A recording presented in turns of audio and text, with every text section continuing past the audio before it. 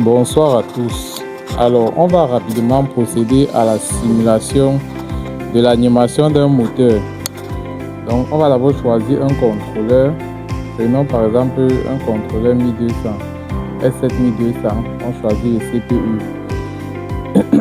Prenons un CPU 1215 DC. On choisit la version la plus récente pour permettre que la simulation puisse se faire sans problème. Une fois qu'on a choisi, on valide et on patiente.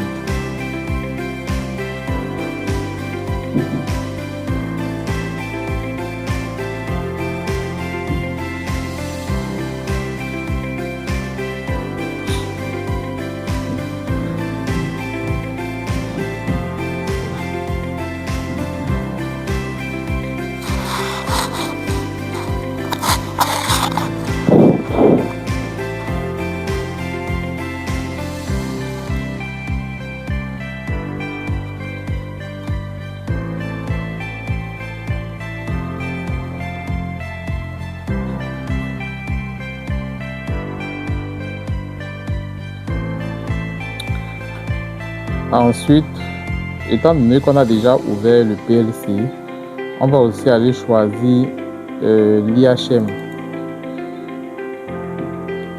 On vient sur IHM. Cette fois-ci, on ne choisit plus contrôleur.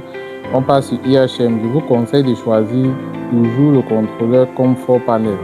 l'IHM Comfort Panel, autant pour moi. Et comme c'est un petit projet que je vais faire, je vais prendre une taille d'écran assez petite. Je vais prendre par exemple un écran de 9 pouces.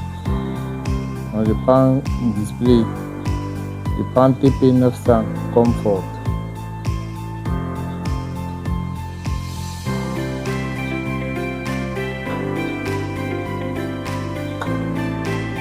Là maintenant il est en train de vérifier si effectivement j'ai la licence.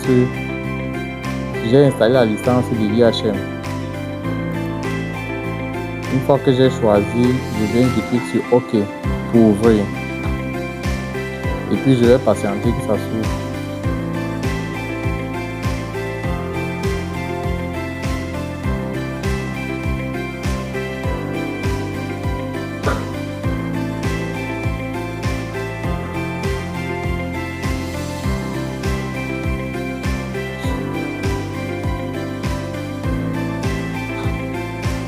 Une fois que c'est ouvert, je viens sur PLC Connection. Je dois connecter l'IHM avec le PLC. Donc, si je double-clique sur PLC, et la liaison se fait automatiquement. Je clique sur Finish.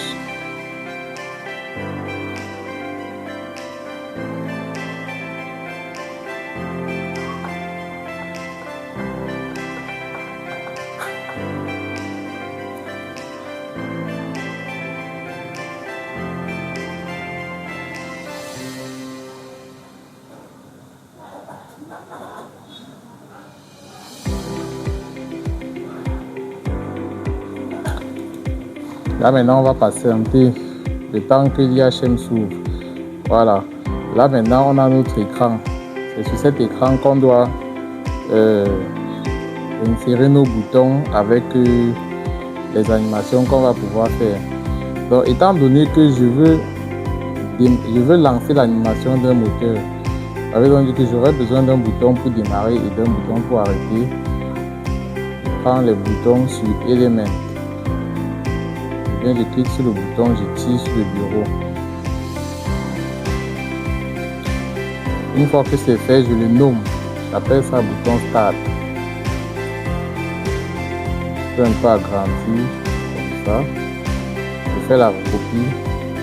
Je glisse en bas avec CTRL et le clic gauche de la souris. J'appelle ça bouton Stop. Ensuite, je viens sur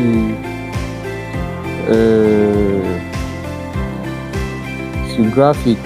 Lorsque je viens sur graphique, je vais d'abord réduire celui-ci pour qu'on puisse voir ensemble où est-ce que je choisis l'animation.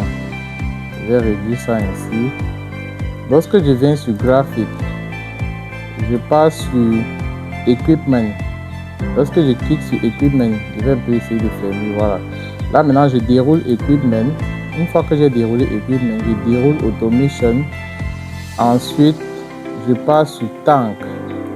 Lorsque je déroule Tank, il y a Animate et il y a Part. Je clique sur Part. C'est sur Part que j'ai les objets animés pour simuler une animation de rotation. Donc, je vais donc glisser ça sur l'écran. Vous allez remarquer que les deux animations, les deux photos de l'animation-ci témoignent un certain décalage d'angle. Donc par exemple, celui-ci s'est incliné d'un certain angle et celui-ci s'est aussi incliné d'un certain angle. Donc lorsqu'on essaie de joindre les deux, on se rend compte que ça ferme le contenu du cercle, du moins ça ferme l'intérieur du cercle, puisque c'est avec ça qu'on va utiliser pour faire l'animation. On va utiliser la visibilité. Donc à chaque fois, on va définir qui sera visible et qui ne sera pas visible. Et en fonction du temps du cycle, ça va tourner comme si c'était un moteur qui était en train de tourner. Donc là maintenant, je vais dimensionner. Je double-clique sur ce monsieur. Je pars dans... Lorsque je double-clique, je pars sur Layout. C'est ici que je vais regarder ses dimensions. Ici, on me dit que sa dimension, suivant X c'est 87, suivant Y c'est 87. Je vais d'abord me rassurer que c'est pareil avec celui-ci. Celui-ci est à 84, 93. Je vais d'abord modifier. Je me rassure qu'il est aussi à 87, 87 comme son frère. Je mets 87 et puis je valide. Là, les deux animations, du moins les deux outils-ci ont déjà la même taille. Maintenant, je dois me rassurer que ces deux outils sont au même endroit. Mais avant de le faire, il faut d'abord que je fasse l'assignation des variables. Là, en les joignant, puisque je ne sois plus obligé de revenir les bouger. Donc, ce qu'il faudra faire, c'est d'abord aller déclarer les variables qu'on va appeler ici plus tard. Donc, allons dans le PLC Tag. On part dans PLC Tag. On passe sur Default Tag. On a notre bouton Start, notre bouton Stop. Et on a notre animation. Maintenant, étant donné que je suis en train de faire une simulation, je ne veux pas les adresses pourcentage i. Parce que si j'utilise pourcentage i, lorsque je vais envoyer la commande pour forcer le bit, ça ne va pas passer à 1 parce que ce n'est pas vu comme un bit mémoire. Donc je vais modifier pourcentage i par pourcentage m. Parce que lors d'une simulation, c'est le bit mémoire qu'on force pour faire la simulation. Donc je vais appeler ça pourcentage M10 par exemple .0 et je vais faire la recopie pour éviter d'aller modifier ça dans tous les champs.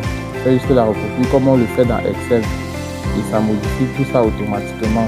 Une fois que les variables sont déclarées, je vais donc revenir sur l'IHM, je vais les appeler.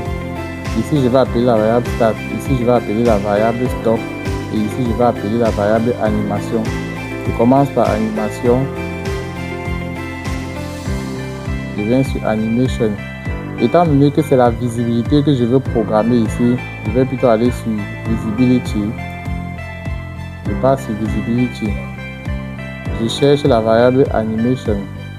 C'est une variable PLC, donc je passe sur PLC tag. Et dès que je vois la variable, je double-clique sur ça et directement ça s'affiche ici.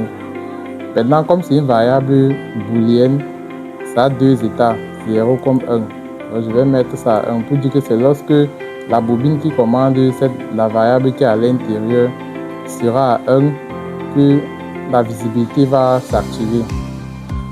Donc cet outil sera visible lorsque la bobine sera à 1 et celui-ci sera invisible. Donc je vais le mettre à invisible. Je viens sur visibility.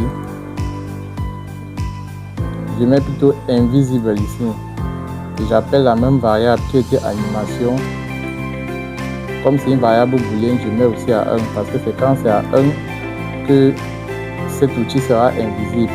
Une fois que j'ai configuré les deux, je peux donc les joindre. Donc je peux donc joindre les deux ici pour qu'ils soient au même point. Ce qu'il faut faire, c'est affecter les coordonnées de ce monsieur à ce monsieur. Donc je reviens, je regarde d'abord les coordonnées de celui-ci. Je passe sur Property, je viens sur Layout. Lorsque je suis sur Layout, je regarde ces coordonnées